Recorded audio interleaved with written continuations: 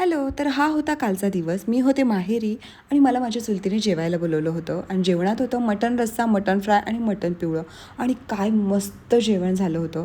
त्याच्यानंतर संध्याकाळी आमचा लिटरली 8 वाजता प्लॅन ठरला की पनीर बिर्याणी बनवायचं आणि आमचं हे नेहमीचंच आहे. मम्मी आणि काकी म्हणतच होते, यांचे कधीच लवकर प्लॅन ठरत नाही, काय होतं काय माहिती. आणि 8-9लाच यांचे प्लॅन ठरतात. लिटरली आमच्याकडे फक्त त्या टायमिंगला पनीर आणि कांदा घरात होता, बाकीचं कोणतंही मटेरियल अवेलेबल नव्हतं. ते सगळं जुळवाजुळव करण्यापासूनची आमची तयारी चालू झाली.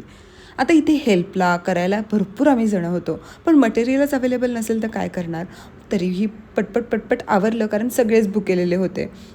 ऑलमोस्ट आम्हाला 10 वाजले. लिटरली आम्ही बिर्याणीला नीट दम पण बसून दिला नाही, कारण सगळे भुकेने पूर्ण व्याकुळ झाले होते. मग पटकन खायला घेतलं, सगळ्यांना बोलवाबोलवी केली.